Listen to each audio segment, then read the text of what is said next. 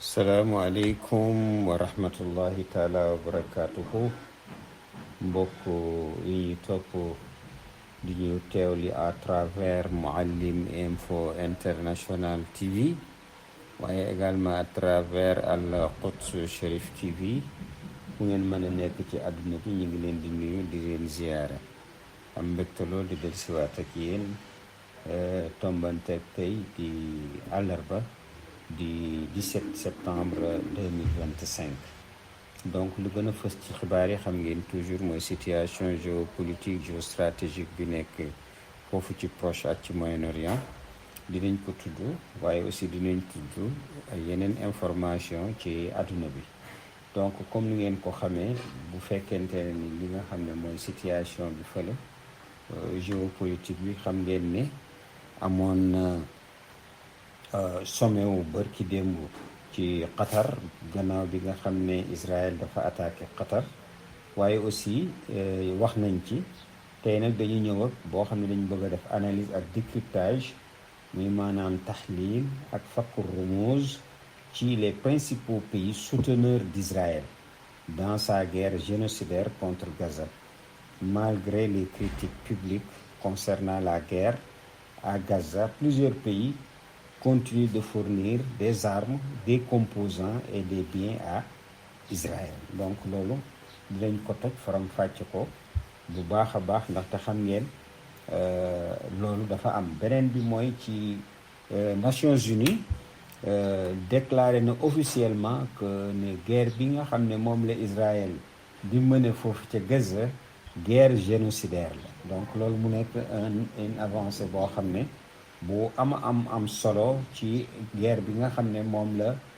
Israël imposé te di ci rey ay palestiniens dem na ci 64 000 et quelques.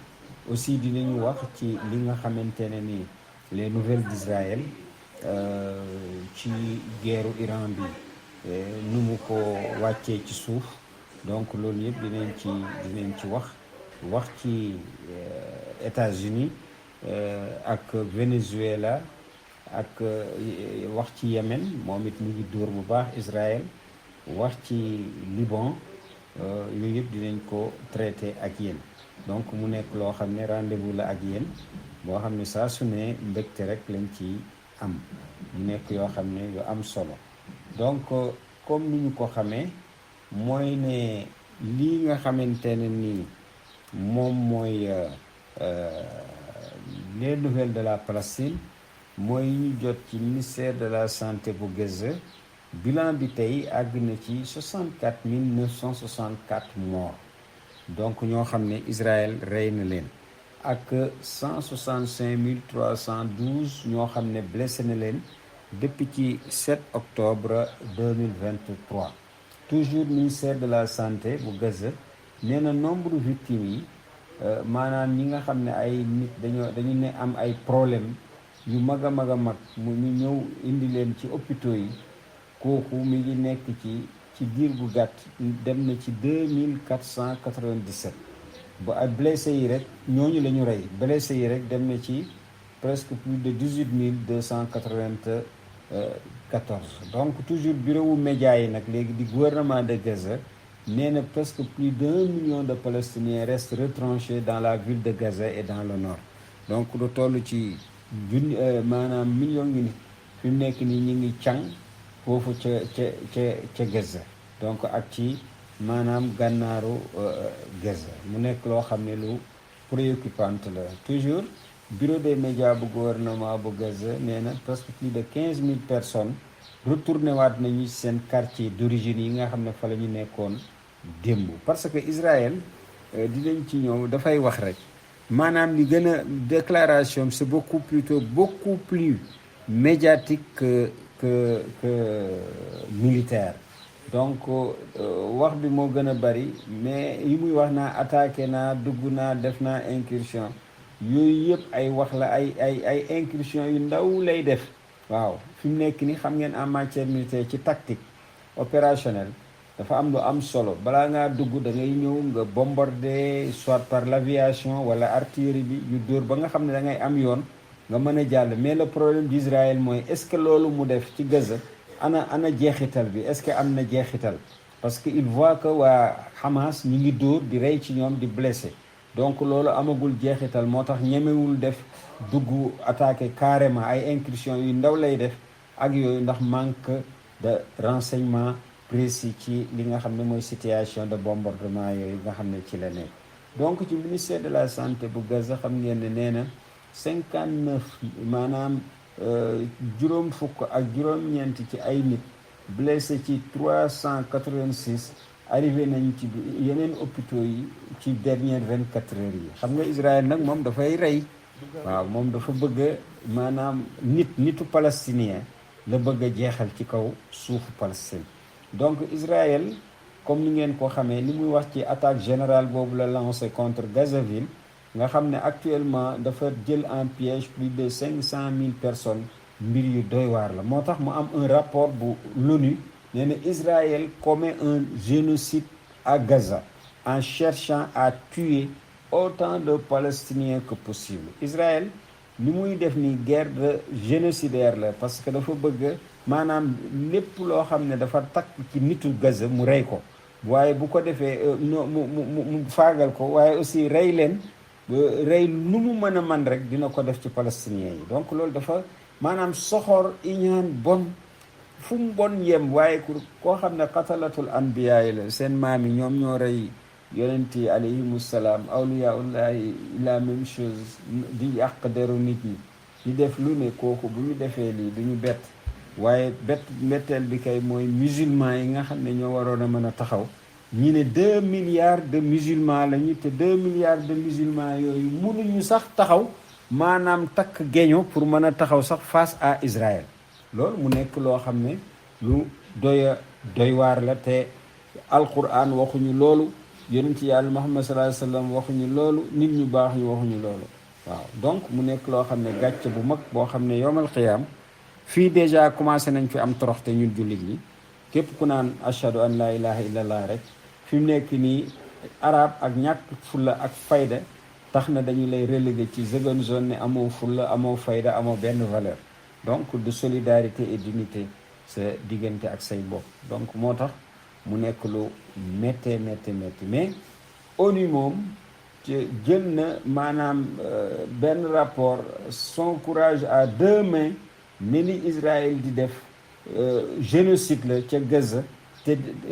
jubluwaayam mooy mu rey le maximum de Palestiniens. donc ngeen di ko gis noonu. commission enquête nag, une commission d'enquête des Nations Unies boo xam ne ki ko mandaté woon mooy le conseil des droits de l'homme bu ONU moo publié rapport bu doy waar bi nga xamante ne ni mooy wane responsabilité israélien yi ci lii ak li nga xam ne mooy seen intention pour rey ay palestiniens nu mu mën a nekk. donc mu nekk loo xam ne crime la boo xam ne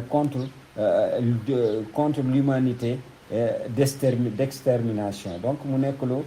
doy waar. ci beneen wàll l'armée israélienne nag confirmé na que ñaari division muy bu 162 ak 98 nga xam ne dafa composé wu de dizaines de milliers de soldats nee nañu démb ci guddi dugg nañu de commencé nañ seen opération terrestre ci élargie ci pour la ville de Gaza. donc mu nekk une nouvelle phase de l'offensive contre le Hamas. gis nga c'est beaucoup plus médiatique, même entre 70 millions yi ñu doon wax yëpp ne dañ ko soxla ci ay réserves ñu bari dañoo daw, ñu bari dañoo daw bugguñu ci bokk ndax tiit bu ñu demee ñu rey leen. loolu nag mu nekk une première en Israël nga gis militaires yi di daw li nga xam ne mooy l'ordre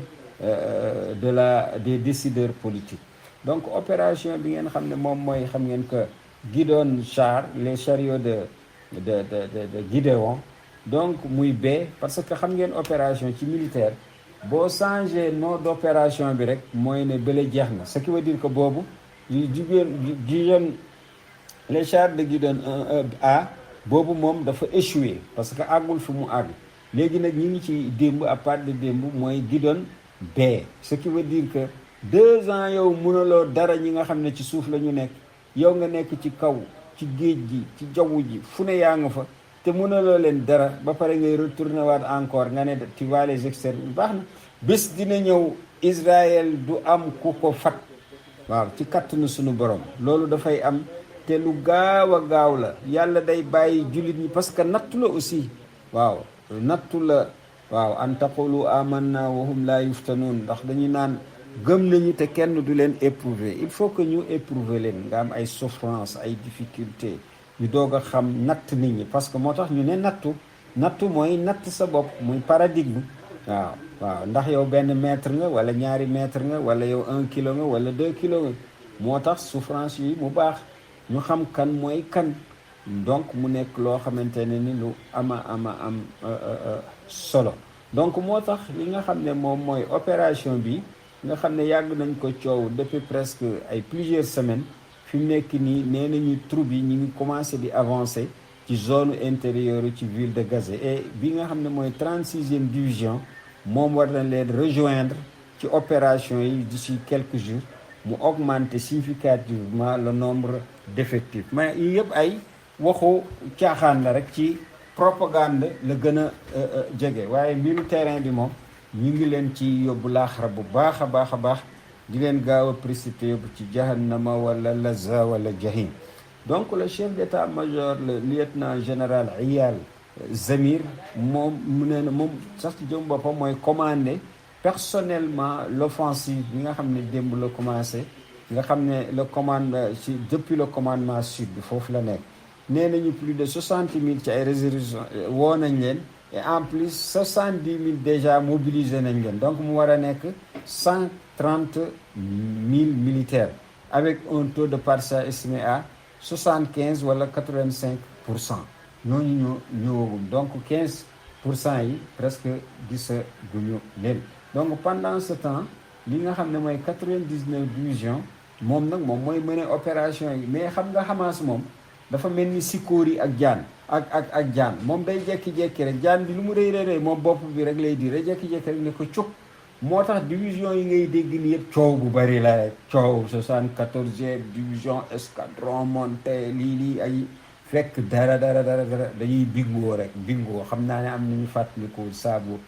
boobu bingoo donc dañuy wax bu bari rek donc yooyu nag ñu ngi nekk ci 99e division boobu ñu ngi nekk ci zone tampon nord bu Gaza waaw tandis que ñeneen ñi ngi nekk sud dañ bëgg ko tanaaye moom kii di Gaza mais fulla ak fayda bi waa Hamas yi mooy ñoom gis nga ci nii bés bu ñu duggee guerre bu gën a ouvert xam nga lépp ñoom damm nañu fépp yàq nañu fépp fu Hamas moo gën a xam terrain bi donc fu Hamas fu mu bëgg rek mën na fa am ay israéliens soit parce que dafa ne danaa leen jàpp daf leen ay prisonniers te israéliens bëggul loolu wala ma rey leen mbaa ma blessé leen moo tax porte-parole armée bi bu Israël déclaré na que pour contrôler ville de Gaza ak li nga xam ne mooy centre de gravité bu Gaza mën na leen jël ay mois donc xeex bi ñuy jël nii mën na leen jël mois nee nañ ñenn ñi sax nee nañu 6 mois waaw di mën na ko def donc war na sax nécessaire pour que ñu jël complètement Gaza loolu c'est-à-dire mooy ñu détruire complètement la ville de Gaza donc mu nekk loo xamante ne ni lu doy waar concernant nag ñi nga xam ne mooy les 48 otages encore retenus ki nga xam ne mooy le chef d'état-major général nee na dina instruire moom personnellement commandant yi sur l'importance d'agir progressivement et de minimiser les dommages aux otages pendant l'opération xam nga affaire boobu doy na waar ñii bëgguñu seen otages yi ñu dund waaye loolu seen affaire bopp la kii nga xam ne nag moom mooy le secrétaire général bu ONU muy Guterres nee na je ferai un rapport dinaa def benn rapport boo xam ne ci situation bi nga xam ne mooy bi am Gaza ma jox ko bataaxal boobu Cour pénale internationale loolu aussi c'est une première merci bravo nañu ko tàcc bu baax donc loolu courage la am na solo bu baax loolu musul am ay avancé la beneen bi nee na les Nations Unies xam ngeen ne ñoom mënuñu sax protéger seen personnel ci assassinat yi nga xam ne Israël moo koy def donc ñoom naka la ñuy donc ñoom di mën a protéger ay civils yoo xamante ne ni israéliens ci seen jëm bopp ak américains yi ñoom ñoo leen di rey mooy maanaam israéliens yi ñoom ñoo yor position yi ak américains yi donc loolu ñooñu nag seen taxawaay moo indi mu fragiliser li nga xam ne mooy les Nations Unies. donc Nations Unies nee na Israël dafa commettre un génocide ci Gaza, nee na Israël mooy responsable du génocide à Gaza. Nations Unies nee na les dirigeants israéliens ont incité au génocide à Gaza. nee na aussi les forces israéliennes ont commis 4 des 5 actes de génocide contre les Palestiniens. maanaam bu doon juróom la ci loo xam ne ku ko def ñu ne faute la ci wàllu rey ci wàllu ay nit, donc ci génocide dinañ ne ñeent yi ci juróom yooyu Israël commettre na li ni mel. donc Israël bàyyiwul dara. moo tax fii may wax Iran na bàyyi xel, parce que gis nga Israël ñi c'est des sauvageons. waaw c'est des sauvageons.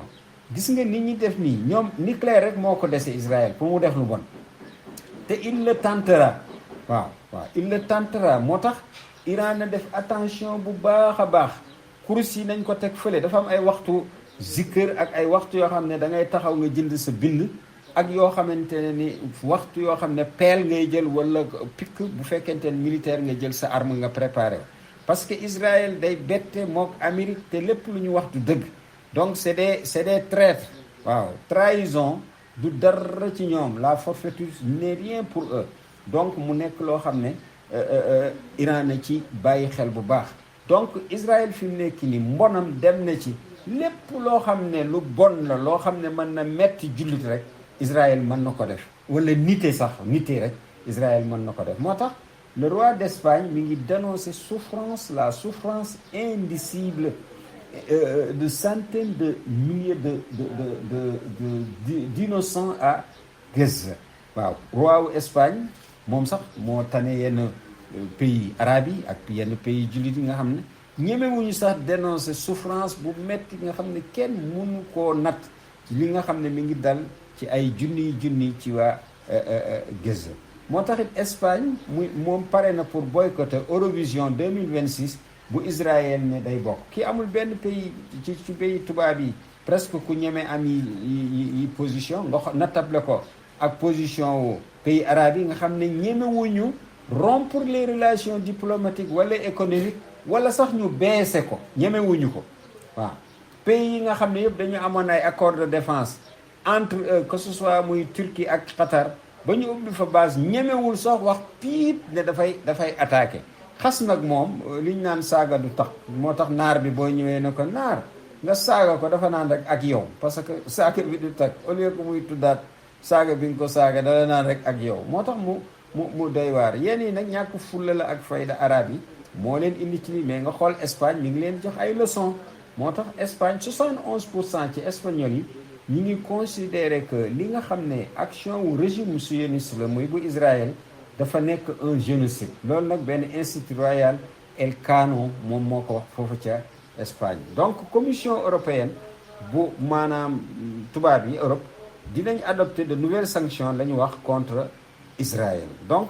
loolu nag la ñu wax ne tey sax dinañ ko jël décision boobu mu nekk alors que armée israélienne bi ñëpp xam nañ ne mi ngi gën a yaatal di gën a mettital offensive terrestre bi nga xamante ne ni moom lay def ca bande de Gaza nga xam ne mi ngi rey di yàq ay nit ñu bari ak ay kër yu bari. donc Israël ci jëmu boppam moom it ci attaque boobu nga xamante ne moom la def Gaza, presque plus de 500,000 ci waa kër Gaza ñu nekk di dëkkoon Gaza dañ leen jël au piège. donc Israël sax foofu ci loolu mi ngi menacé annuler benn contrat gazier boo xam ne ak Égypte la à hauteur de 35 milliards de dollars. donc xam ngeen loolu mooy dañu ne lii bu Israël def ak Égypte gis ngeen de ci naafiqu Égypte moo tax yàlla dina leen fay fii ci àdduna ak alaxira. ngeen dem safara xaalidiina fiha, parce que da ngeen war yàlla, war yonent bi, war l'islam, war nit, le genre humain. waaw war le genre humain. parce que dañu ne Égypte léegi bu ñu génnee waa Gaza yëpp ci foofu nga xamante ne ni moom mooy Gaza, parce que Gaza zone la boo xam ne regorgée de gaz, d'hydrocarbures. léegi ñoom dinañu def benn kii boo xam ne ñoom ak Israël dina nekk loo xam ne ñoom ñoo koy utiliser bu ñu génnee palestiniens ci Gaza ba pare. léegi gaz boobu léegi dañuy jël benn contrat boo xam ne 35 milliards de dollars la entre ñoom ñaar. léegi kii di Égypte moom mooy formé ñi nga xamante ne ni mooy future force waa Gaza pour protéger yooyu installation waaye aussi ñu fekk désarmé nañu ki nga xamante ne mooy le Hamas ak la résistance islamique donc hauteur de 35 milliards de dollars loolu moom mooy kii bi léegi nag ñoom fi mu nekk nii dañu commencé di menacer pour annuler loolu nga xam ne mooy contrat bi ñoom ak Égypte parce que Égypte ay munaafiqoon lañu moo tax Netanyahu du am ci ñoom sax di naafiq boo nekk ak moom même yow mi nekk ak moom toujours parce que doo xam nu muy demee donc Netanyahu dafa bëgg a def sax pression ci Cissé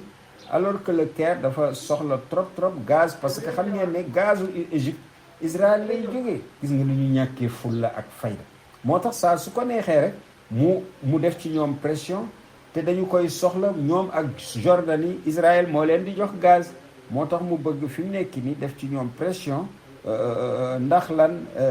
jamono boo xam ne le Caire a besoin désespérément de grosses quantités de gaz face à la hausse de sa consommation interne parce que gaz bi waa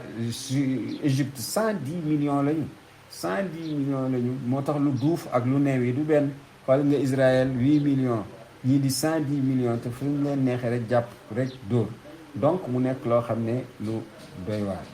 kii nag di Eyal Zamir muy le chef d'état-major général des armées bu Israël nee na prise Gaza du loolu du wax wone ne bu ñu jëloon Gaza sax du wone ne ñoom gagné nañu Hamas waaw loolu na leer parce que Hamas nee na kenn mënu koo gagné militairement ni politiquement ci foofu gis nga militaires yi sax ñoo gën a muus ñi nga xam ne ñooy politique yi ci les nouvelles d'Israël le bureau central des statistiques révélé na maanaam dommage économique yi nga xamante ne ni guerru Iran ci 12 jours yi daf ko gravement atteint li nga xam ne moom mooy économie Israël donc boo dee xool nee na Channel 12 nee na PIB bi nga xamante ne ni mooy ci guerre boobu rek Iran bi mu dóor Israël wàcce na ko 4% ci PIB xam nga donc Iran dóorantuwul daf ko dóor yu metti te moment bi Iran am na benn arme boo xam ne moom lañ tuddee axiru zaman dégg nga nihayatu dunia la fin du monde boobu dafa nekk arme boo xam ne dem na ci 2 tonnes 2 tonnes yooyu am na presque 80 têtes bu ci nekk 70 kilogrammes lay def ci explosif fi mu nekk nii bu dalee Iran bu dalee fële ci Israël dafay fàcc bu fàccee day mel ni ginaar ak ki nenam gis ngeen ko Yémen mi ngi def li ni mel mais ci du grandeur nature ci bu ndaw la koy defee donc loolu actuellement moom la Iran prévoir te yëpp mi ngi ko pointé ci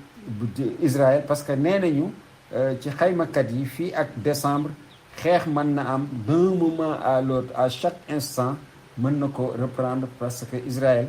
buggul toog te buggul aussi Iran continuer di toog parce que danaan Iran lu mu gën a yàgg rek ñu gën a defaru te loolu moom ci kàttanu suñu borom moom di nga xam ne Iran bokkul ak ñeneen ñi nga xamante ne ni tu viens da nga koy dóor mu mel ni comme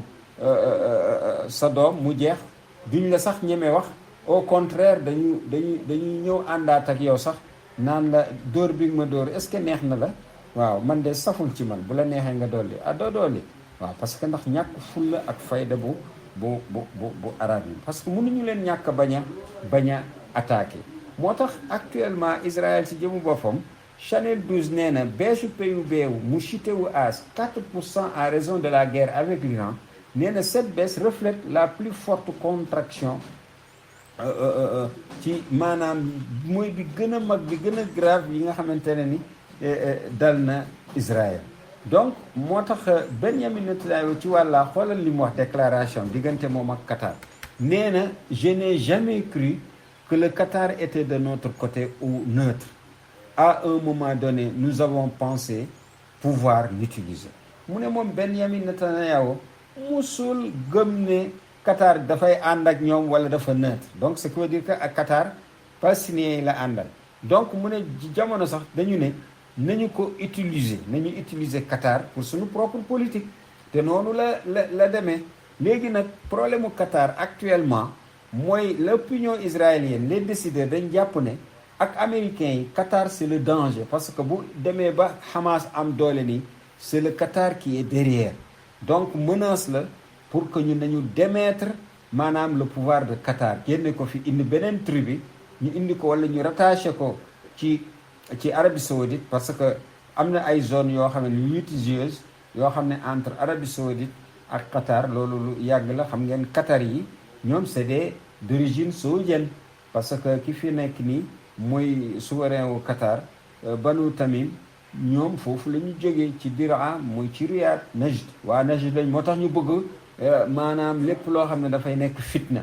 moom mooy 13e sëtu Muhammad ibn Abdul Wahab al Wahabi waaw al Jihadi donc mu nekk loo xamante ne ni du bett kenn ñu daaneel le régime qatari surtout dana am rëbbaloot ci carte bi nga xamante ne mooy nekk ci les pays du Golfe comme ni ma ko waxee démb moo tax médias israéliens yi nee nañu digg ab ci guerre bi nga xam ne moo amoon ñoom duñ ko fàtte mukk Iran ak Israël 12 jours l'économie a été paralysée pendant 2 semaines moo leen indil chutu seen PIB à 4%. Netanyahu nag nee na moom il apprécie sax ñu di ko naan mooy le tyran du Moyen-Orient parce que Netanyahu objectif am mooy Ben Gurion maanaam mu raw Ben Gurion ci histoire Israël waaw te moom mooy nar a nekk le dernier maanaam président wu Israël njiitu Israël waaw premier ministre Israël moom mii moo ko nar a nekk ci kàttanu sunu borom bi iznillahi taala donc moom looloo tax mbon gi foo ko takk rek weesu na ko moo tax loolu daf koy énorgueillir di ci rëy waaw donc actuellement Netanyahu nee na le grand perdant de la guerre de 12 jours imposée à l'Iran a l'illusion que le monde conspire contre lui Netanyahu nga xam ne moom xam ngeen ne dafa perte ci 12 jours yi nga xam ne dafa jàppanteeg Iran parce que ñooñu ñëpp ñu mu doon laalanteel ay maanaam ay mboccoor la ñoo mooy giléem yu ndaw yeeg yooyu waaye bii moom dafa tombanteeg koo xamante ne ni c'est un état très organisé mu war ko mën a duma yu metti même Hezbollah gis nga c'est pas un état Hezbollah faction la mais gis ngeen ni mu def lii nga xamante ne ni moom mooy waa Israël ba Israël moo ñaan ne nañ ko may tin mu ñu arrêté xeex bi même bu dee sax xeex bi dafay amaat donc mu nekk loo xam ne lu doy waar donc nee na actuellement ñëpp dañoo bañ Israël monde bi yëpp dafa bañ Israël te dafa am ay force lu mel ni Qatar waaye aussi Chine ñoo xam dañuy soutenir Iran ak Russie aussi te dañoo bëgg a wër ndombo ki nga xam ne mooy Israël Axios nag muy benn bataaxal këru bataaxal la bu nekk États-Unis mu ne Israël actuellement mi ngi attaqué Gaza donc mu nekk loo xam ne lu doy waar la moo tax aussi am na sax benn conférence de presse conjointe boo xam ne dañ ko bokk entre Benjamin Netanyahu ak le secrétaire d'État muy américain muy Marco Rubio Marco Rubio nag exprimé na ci soutien explicite bu clair boo xam ne ci li nga xam ne moom la Netanyahu di def di attaquer Gaza moo tax sax loolu c'est un message parce que après li arabe yëpp def 57 pays ak ñeneen ñi ñëw jàppale leen te Israël moo def njombe Israël jekki-jekki mu xaar ba président ministre des affaires étrangères mu secrétaire d'État bi ñëw mu attaqué Gaza loolu signe la maanaam message la pour wane ne ñun faale wuñu leen et puis sax Amérique ñëw di exprimer son soutien explicite à l'assaut israélien sur Gaza City loolu aussi mu nekkaat beneen message maanaam taxawaayu Amérique ci arabe yi maanaam teguñu leen fenn waaw moo tax ku bindoo ni tama ñu tëgg la ni tama ni da ngay am fulla nga am fayda waaw da ngay am fulla nga am fayda parce que am na yenn yoo xamante ne du problème mu religion wala leneen mais problème de valeur la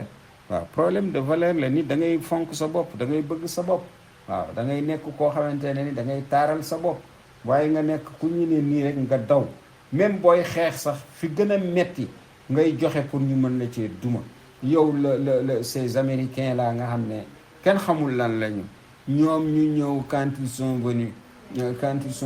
qu'est-ce que vous avez fait da ngeen débloqué 5 000 milliards de dollars ak ay avion ngeen jox ko or jama lu ne ngeen joxe ko ak ay projet yooyu yëpp taxul Amérique mu ngeen mucc ci moom ak Israël. donc yéen kañ ngeen di mucc?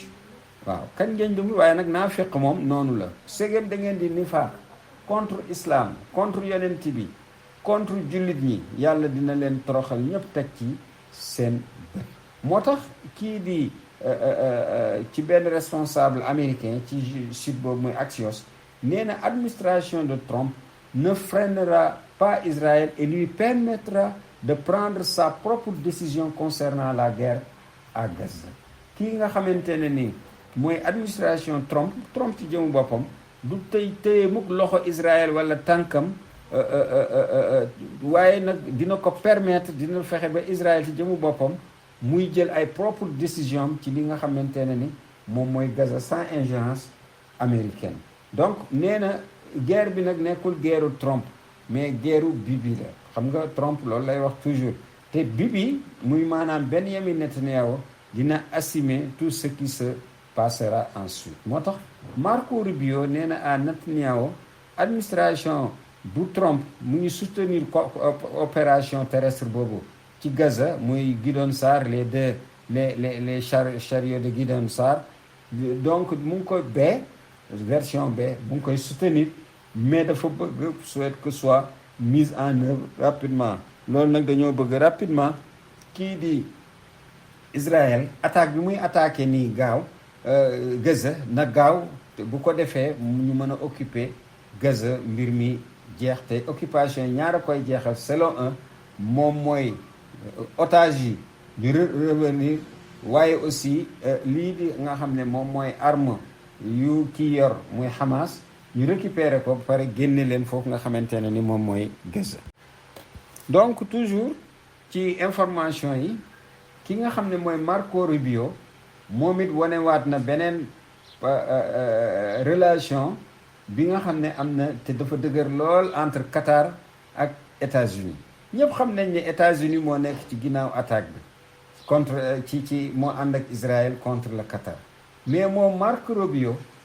moom xam nga c'est le secrétaire d'État américain nee na les États-Unis et le Qatar sont proches de finaliser un accord de coopération renforcée en matière de défense. source bi nag Axios la. nee na kii nga xam ne moom mooy les États-Unis ak Qatar daanaka sax léegi ñu signé benn accord boo xam ne de coopération pour seen relation en matière de défense mu gën a dëgër militaire, renseignement, sécurité yëpp mën a ànd. c'est-à-dire on comprend plus maanaam lan la xarit di jëriñ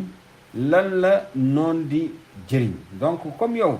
da ngaa nagu ñu di la duma loolu c'est très bien. moo tax Qatar bu ci kenn dugg te deret bi waruñu laal. ñoom ñoo war a maanaam subir parce que ñoom ñoo sonal jullit ñi ñoo sonal musulmans yi ndax seen nifaaq seen naafiq ñoom ak yeneen pays musulmans yi dinaa ci ñëw parce que dinañ wax kenn ku ci nekk naka lay soutenir Israël ci pays yi. maa ngi liste bi ci quelques pays yoo xam ne dama leen ci tànn. moo tax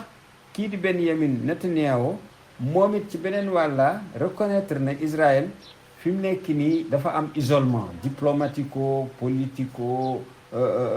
économico commercial. loolu nag muy avertir ne Israël mën na dem ba dugg ci économie boo xamante ne très autarcique nga xam ne dafay am ay difficultés moom Israël. donc moo tax sax nee na Israël dafa war a ci wàllu boobu dafa war a gën a produire ses propres armes au lieu muy dépendre ci commerce extérieur. loolu dafay wax rek Israël amul doole boobu te complexe industriel kii di Hezbollah ak Iran dañ koo yàq ba mu yàq yaxeet pour defaraat ko rek ça va lui prendre beaucoup d'années. donc actuellement ci beneen wàlla 260 ex-responsables du Shin Bet mooy service de renseignement intérieur bu Israël ñu ngi protester ci nomination bi Netanyahu def ci ki nga xam ne moo tudd Zini. donc décision de Benjamin Netanyahu boobu nag nga xam ne dafa nommé David Zini ci boppu Shin Bet dafa déclenché benn tollé coow bu bari boo xam ne interne au sein de l'entité d'occupation israélienne loolu média israélien yi ñoo indi li ni mel parce que Benjamin Netanyahu aussi may fàttali bombardement bi am ci Qatar c'est pas le Mossad parce que Mossad mooy bras extérieur moo waroon a mëne loolu mais Shin Bet moom moo ko mëne moo tax gis ngeen mu échoué yooyu dina am ay répercussions après donc mu nekk loo xam ne lu am solo la ba jëm ci pays yi nga xam ne nag ñoom ñoo gën a ñooy dimbali Israël parce que xam ngeen ne réalité bi mooy li ñu di gis nii arab yi di ko def ak seen mëlfa yeeg seen kaala yeeg seen musóor yooyu ak li nekk ci suufu seen abaa yooyu bokkul waaw malgré que nag critique publique yi xam ngeen arab ci menace le type moyen-oriental mooy ku dëkk foofu da ngay gis arab ak ñi dëkk foofu dañu menace loolu dafa bokk ci ñoom boo deful lii dinaa def nii waaw donc yu demee noonu moo waral ngeen di gis critique publique yi ci guerre bi ñu naan wala d'accord ñu ci ñun dañoo war a juboo ñun arab yi ñun nii waaye dañuy continuer ci suuf di fournir armes ak ay composants ak ay des biens à Israël ki ci jiitu c'est les États-Unis nga xam ne c'est le champ de la démocratie des droits de l'homme ak des libertés tey Israël tax na maanaam valeurs yooyu yëpp mu réer ba nga xam ne les universitaires nga xam ne la classe savante la communauté des universitaires nga xam ne dañuy jouer rôle bu rëy ci réew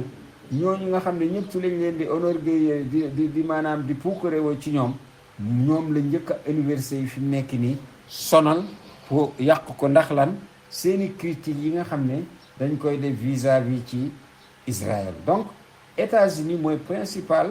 maanaam fournisseur militaire avec des milliards d'aides annuelles donc depuis octobre 2023 envoyé dañu continuer non seulement di soutenir diplomatiquement politiquement Israël waaye logistiquement ci wàllu armement munitions ay missiles ak ay pièces de rechange dañul di ko envoyé mu dem ci presque plus de ñenn ñi plus de 30 et quelques milliards de dollars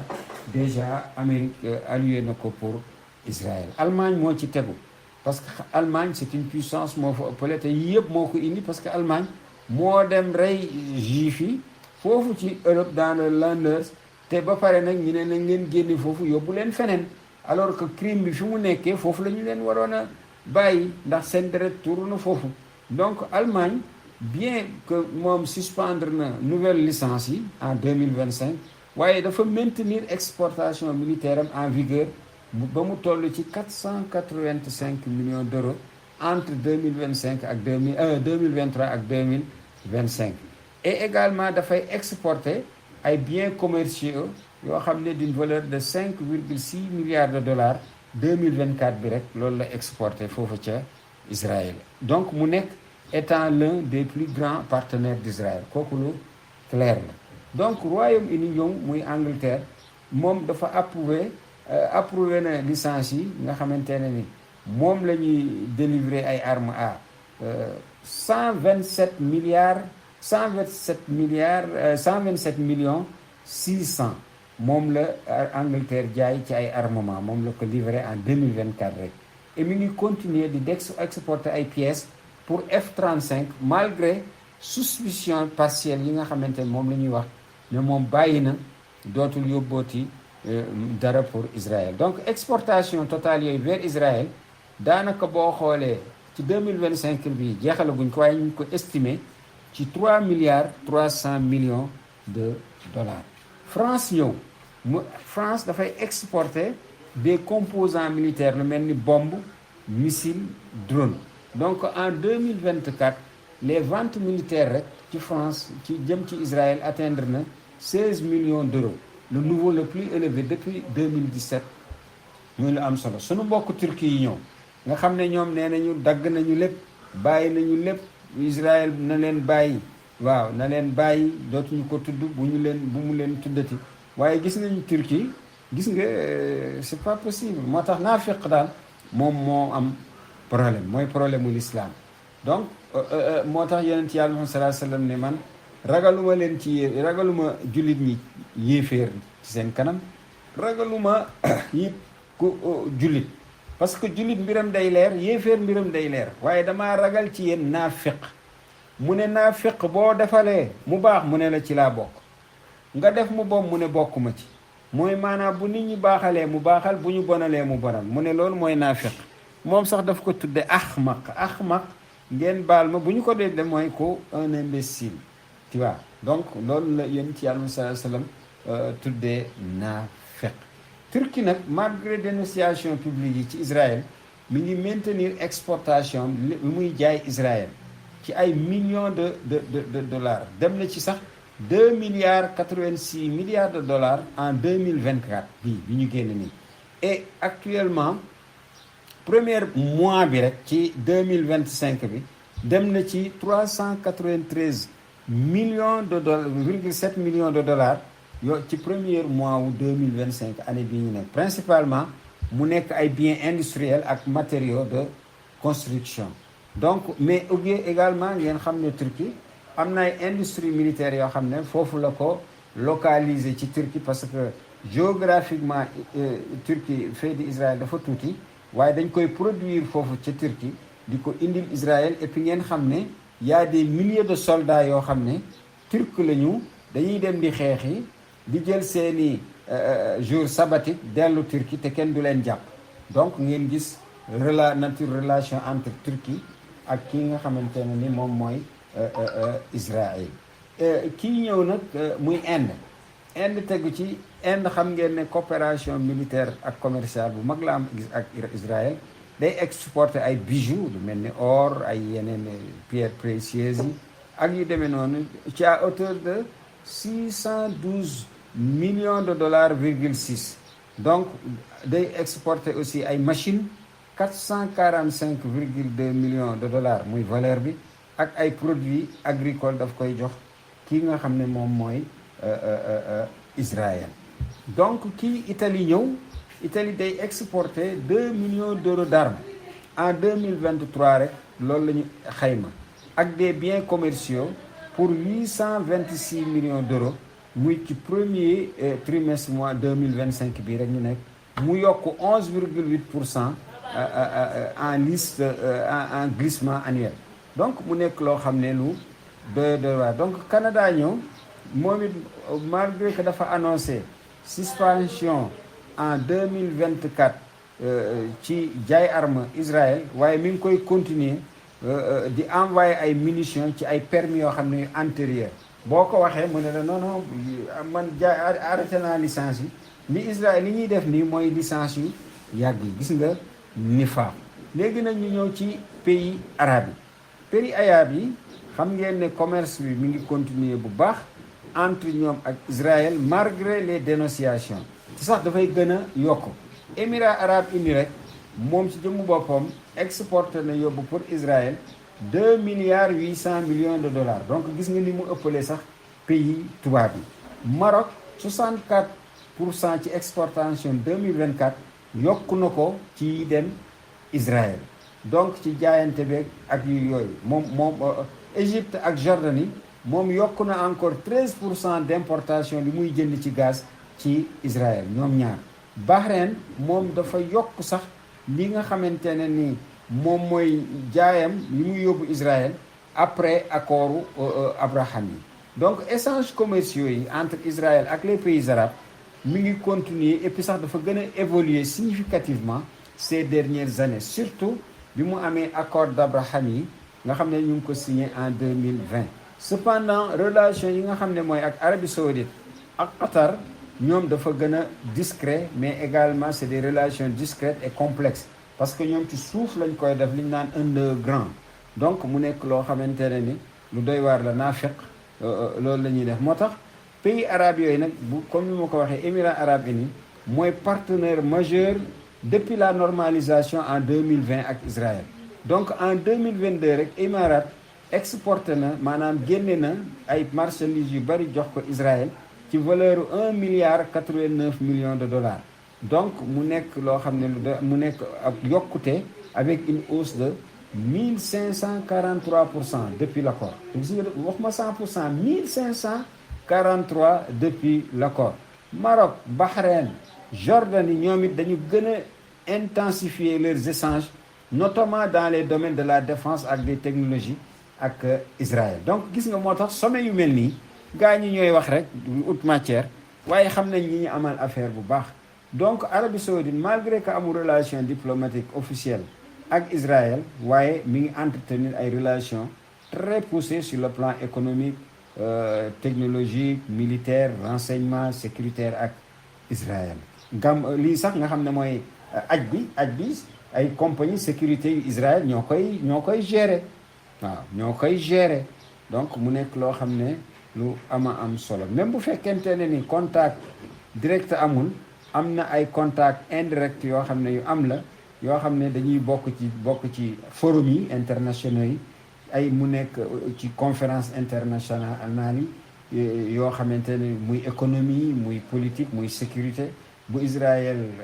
ayee ñu dem de manière très discrète, mu nekk nag coopération discrète en matière de sécurité. am na aussi ay rapports non confirmés yoo xam ne nit ñi dañ koy wax, mu ngi koy évoquer ci ay échanges commerciaux yoo xamante ne limité ou via des intermédiaires. waaw yooyu dafay am ci Arabie de sax loolu moom mooy la am, mais rien d'officiel ou de transparent amuñu ci leer. Qatar nag xam ngeen ne entretenir moom ak relation diplomatique ak Israël, waaye rôle bu majeur lay jouer en tant que médiateur régional, surtout ci mbiri conflit wàllu Gaza. Échange économique yi daanaka dañu naan entre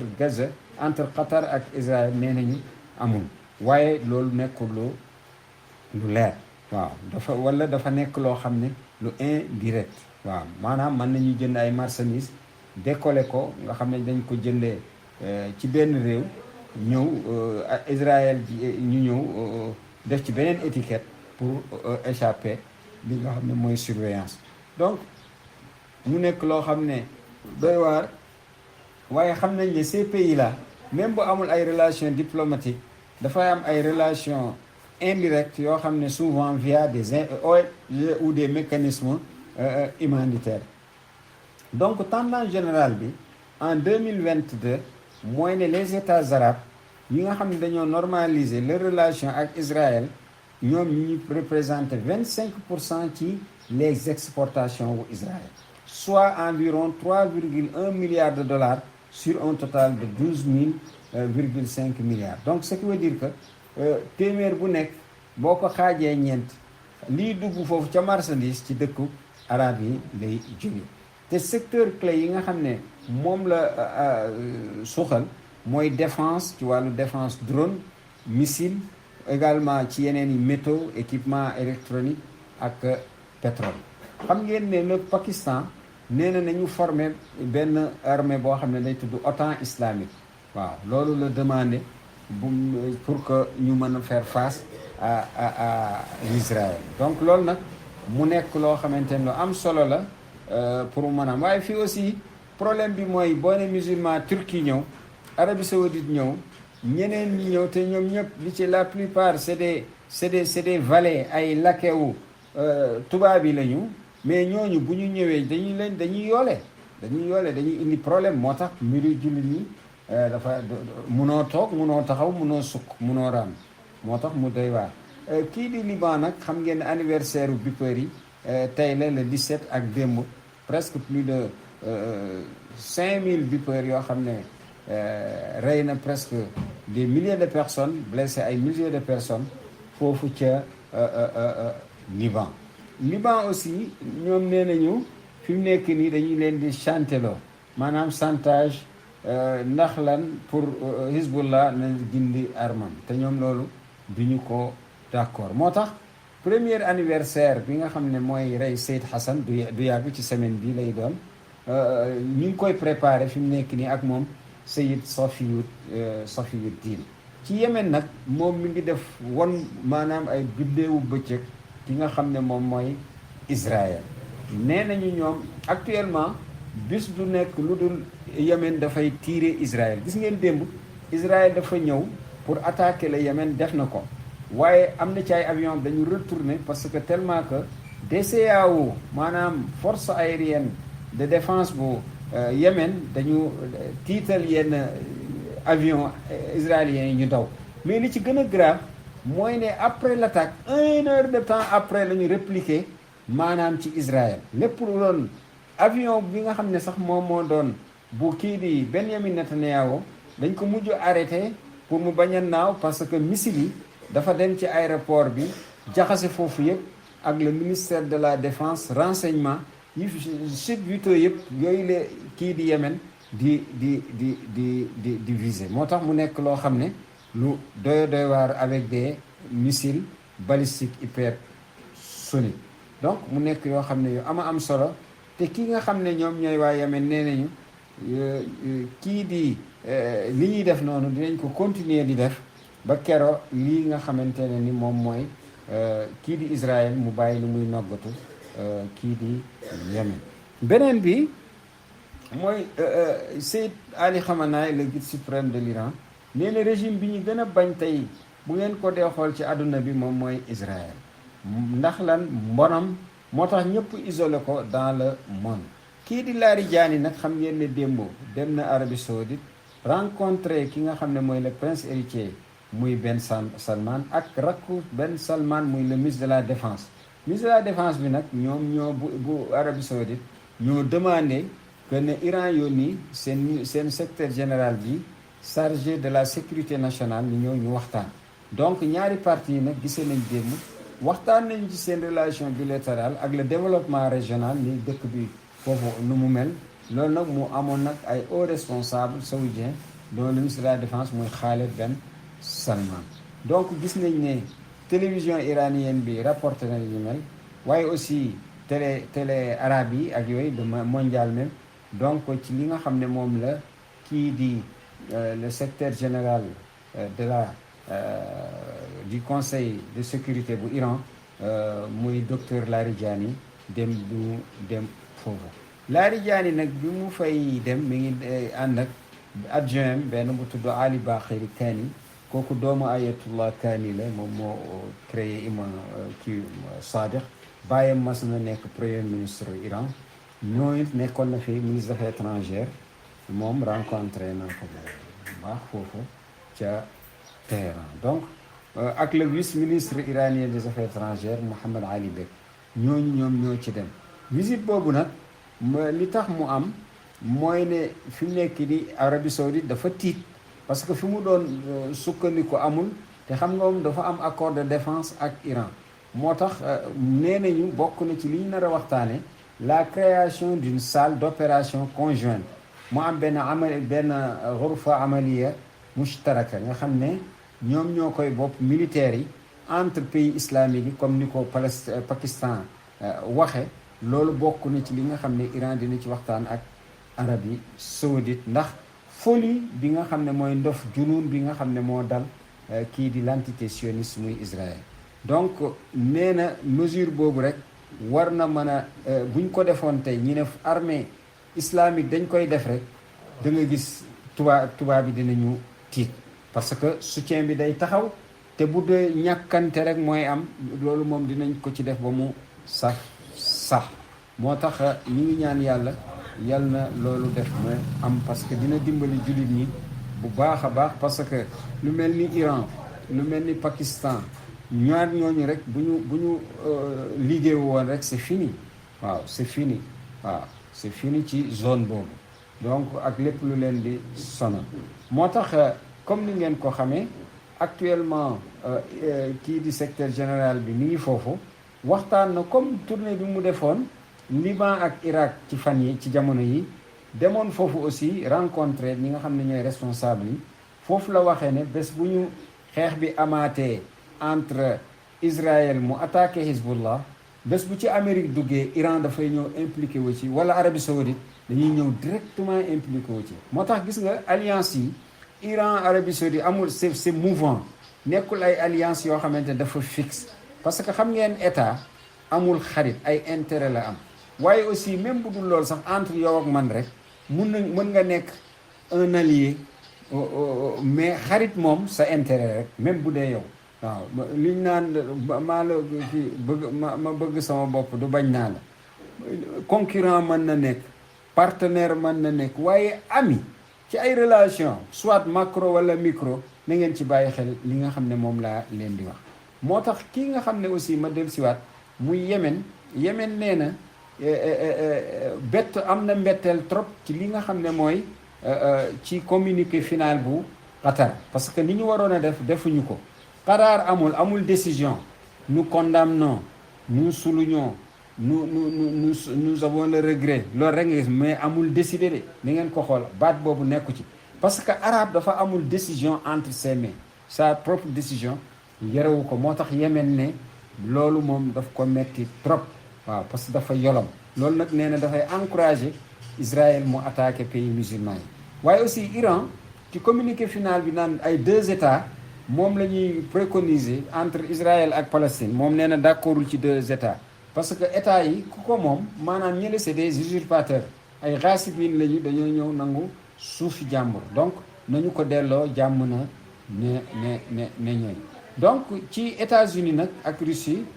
maanaam l'administration Trump approuvé na premier programme d'aide en armement bu Ukraine nga xam ne financé par les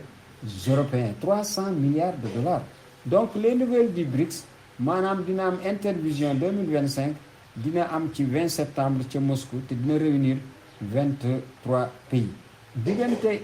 kii di États-Unis ak kii di Venezuela président américain bi nee na annoncé na ne forces militaires yi yàqaan nañu beneen 3e bateau boo xam ne da doon dem États-Unis ñu jàpp ne da ay drogue moo ci nekk xam moom dafay fen rek loolu du dara ci moom Afrique nag kii di France ak Ukraine maanaam les ministres de bu AES nee nañu muy alliance des états du Sahel AES ne dafa recommander ñu poursuivre France ak Ukraine devant la cour internationale de justice muy CIJ pour soutien au terrorisme c'est très clair waaw loolu mu nekk loo xam ne lu leer la ñoo nekk ci ginnaaw France ak Ukraine donc gis ngeen drone yeeg ak yenn renseignements yi France di jox les salafistes et consorts donc waaye aussi ñooñu dañu déclaré ne ñu ngi remercier tribunaux nationaux yi nga xam ne ñoo engagé des poursuites contre France 24 RFI ak TV5 parce que yooyu ay moyens ay chayatin la yu daje pour lor africain yi donc mu nekk ay des médias dont la ligne éditoriale inclut également l'apologie du terrorisme mu nekk loo xam ne lu ama am solo donc mbokk yi fii la ñuy yem ak yéen mbégte bi kenn xamul nu mu toll bi ñu am ci ànd bi ak yéen à travers Mouhalim Info International waaye aussi Al Quds Cherif TV donc di leen jox daje ba suba ci kàttanu sunu borom subhanahu wa taala wassalaamu aleykum wa rahmatullahi taala wa barakatuh